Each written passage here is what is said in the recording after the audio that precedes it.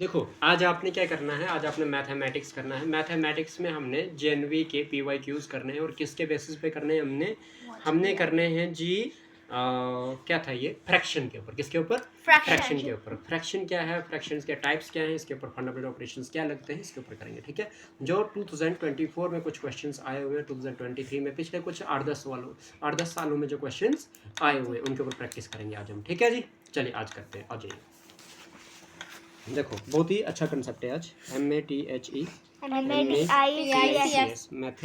Mathematics. ठीक है जी, ध्यान देना, बड़ा अच्छा सा क्वेश्चन है। यहाँ पे बोलता है कि if A upon B is a fraction. अगर ए अपॉन बी क्या है, फ्रैक्शन है, जहाँ पे ए इक्वल टू क्या है, बी माइनस 3 है, और A plus 10 upon B minus A upon B equal to 10 upon 7 है। देन बताओ ए अपॉन बी क्या होगा। समझ आ रही है? क्वेश्चन बहुत ही प्यारा है और बहुत ही अच्छा। देखो बेटा, बोला है कि ए अपॉन बी जो है वो फ्रैक्शन है। क्या बोला है?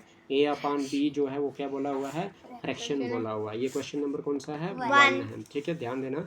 और मेरे को बोला है कि जो A minus B, A is equal to B minus 3 है। A is equal to B minus 3 है, और बोला हुआ है कि ए प्लस 10 अपान में क्या है, B minus A upon B is equal to क्या है, 10 अपान 7 है। यही है। ठीक है जी।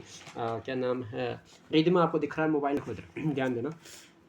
अब क्या हो जाएगा आपके पास, यहाँ पे a प्लस 10 अपान में b हो गया। यहाँ तक आपको जहाँ पे a दिख रहा है वहाँ पे b माइनस 3 लिख दो, क्योंकि a किसके बराबर है, b माइनस 3 के बराबर। तो a की जगह पे क्या लिखोगे, b माइनस 3 लिखोगे, प्लस में क्या लिखोगे, 10 लिखोगे, अपान में क्या लिखोगे, b लिखोगे। इज इक्वल टू में क्या हो जाएगा, a की जगह पे क्या लिखोगे, b माइनस 3 लिखोगे, क्योंकि a इक्वल टू क्या, b माइनस 3, अपान में क्या लिखोगे, b इक्वल। अच्छा, ये माइनस था, क्या था, माइनस। अपान में क्या लिखोगे, इक्वल टू में लिखोगे 10 अपान 7। यहाँ तक समझ है?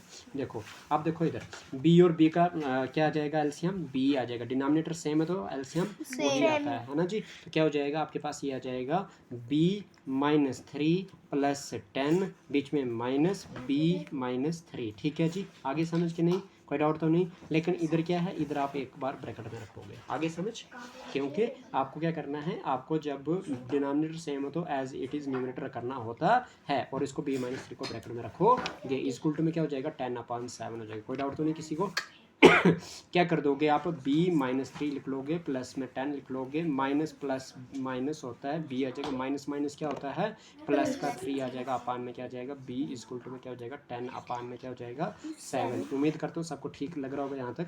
अच्छा, ये प्लस का b और ये माइनस का b कैंसिल हो जाएगा आपके पास। यहाँ पे देखोगे प्लस का 3 और माइनस का 3 कैंसिल हो जाएगा, तो आपके पास क्या बचा, आपके पास बचा 10 अपान में b इक्वल टू में 10 अपान में 7 है ना, 10 अपान में 7 इक्वल टू के राइट साइड में, आपके लेफ्ट साइड में आपके पास न्यूमरेटर में 10 है, इक्वल टू के राइट साइड में आपके पास न्यूमरेटर में 10 कैंसिल हो जाएगा। तो विच इम्प्लाइज में आपके पास b इक्वल टू में क्या मिल रहा है, 7। b की वैल्यू क्या आ गई बेटा, 7 आ गई। समझ आई कि नहीं? अब आपके पास a की वैल्यू क्या थी, a equal to b minus 3 था, आप इसको बड़े आराम से निकाल सकते हैं। नहीं, एज आपके पास दिया था कि a इक्वल टू क्या दिया था, b माइनस 3, तो आपके पास a इक्वल टू में b की वैल्यू अभी आपने निकाली, दैट इज 7, दैट इज 7। तो 7 हो जाएगा, माइनस में क्या हो जाएगा, 3। तो a इक्वल टू में क्या हो जाएगा, 7 माइनस 3 करोगे तो 4 है ना जी। आपके पास a निकल गया 4 और b निकल गया 7। आपको क्या करना था, a अपान b बताना था। तो therefore a upon b is equal to a की वैल्यू 4 आई और b की वैल्यू 7 आई, तो 4 अपान 7 इज सी पार्ट। बताओ टफ था? नहीं था। क्वेश्चन नंबर कौन सा, 2। क्वेश्चन नंबर 2 करते हैं। बोलता है a fraction remains the same. एक फ्रैक्शन जो होती है वो सेम रहती है या फिर इक्विवेलेंट रहती है। तो इक्विवेलेंट फ्रैक्शन या सेम फ्रैक्शन की अगर मैं कंसेप्ट बताऊँ ना आपको, तो क्या हो जाएगा, वो हो जाता है अगर same number is added to the numerator and the denominator. अगर मैं क्या बोलता कि अगर कहता है कि एक फ्रैक्शन मतलब x अपान y जो है वो फ्रैक्शन होती है आपके पास, कहता है ये सेम रहेगी, ये x अपान y ही रहेगी। अगर बोलता है कि अगर मैं नंबर को ऐड कर दूं ऊपर, न्यूमरेटर को अगर सेम नंबर अगर न्यूमरेटर में ऐड कर दूं और सेम नंबर डिनोमिनेटर में ऐड कर दूं, तो बेटा ऐसा तो कुछ भी नहीं है, ऐसा तो कुछ भी नहीं है।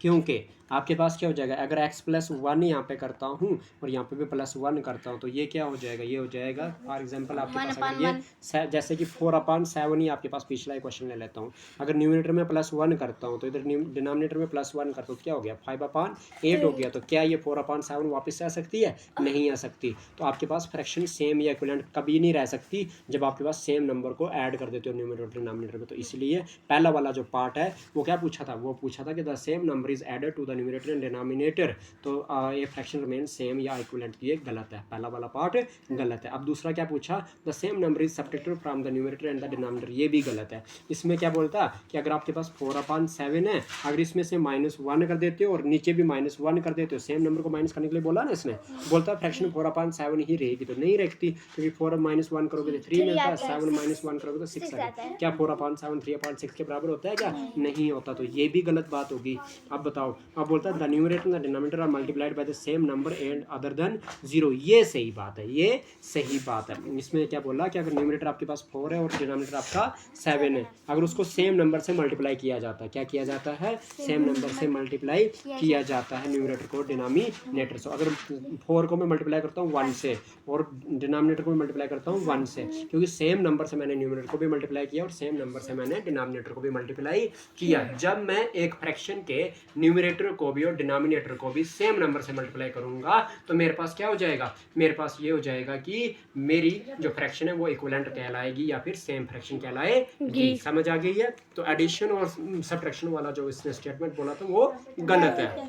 हमेशा इक्विवेलेंट फ्रैक्शन वही कहलाती है या फिर सेम फ्रैक्शन वही कहलाती है जब आपके पास एक फ्रैक्शन के न्यूमरेटर और डिनोमिनेटर को दोनों को आप मल्टीप्लाई करोगे सेम नंबर से। समझ आ रही? अगर न्यूमरेटर को मल्टीप्लाई किया 2 से तो डिनोमिनेटर को मल्टीप्लाई करोगे 2 से, तब जाके आपके पास वो सेम फ्रैक्शन या फिर इक्विवेलेंट फ्रैक्शन कहलाएगी। उम्मीद करता हूँ आपको समझ आ चुकी होगी। ओके जी, चलिए आइए, तो क्या हो जाएगा? तो अगर 1 से मल्टीप्लाई किया तो 4 1 जार 4/7। देखो आपके पास फ्रैक्शन क्या थी? 4/7, और जब आपने सेम नंबर से मल्टीप्लाई किया न्यूमरेटर को भी और सेम नंबर से मल्टीप्लाई किया डिनोमिनेटर को भी, तो आपके पास 4/7 ही रही ना। तो इसका मतलब जो स्टेटमेंट है, इसका मतलब जो स्टेटमेंट कौन सी? सी पार्ट है। कौन सा पार्ट है? C part. देयरफॉर आपके पास जो सी पार्ट है वो क्या कहता है? वो कहता है द न्यूमरेटर, क्या कहता है? The numerator and denominator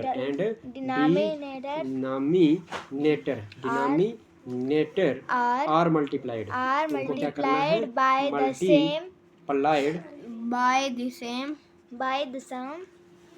same as by the same numerator same number other than 0, other than 0 नहीं मल्टीप्लाई करना है, लेकिन ठीक है ना, 0 के अलावा आप कुछ भी मल्टीप्लाई कर दो न्यूमरेटर और डिनोमिनेटर में, सेम करना है, तो आपके पास वो फ्रैक्शन क्या कहलाएगी? सेम, मतलब इक्विवेलेंट फ्रैक्शन कहलाएगी। यहाँ तक क्लियर है जी? चलिए अगला क्या बोला था कि it is multiplied by it's reciprocal. Reciprocal से जब आप मल्टीप्लाई करते हो तो वो क्या होता है? आइडेंटिटी तो आती है, वो तो 1 आता है, तो 1 तो नहीं ना चाहिए हमें। चलिए तो आपके पास ये आ गया सी पार्ट इसका आंसर। उम्मीद करता हूँ समझ आ चुकी है। हमने इधर से ही लिखने सारे। हाँ जी, हाँ जी।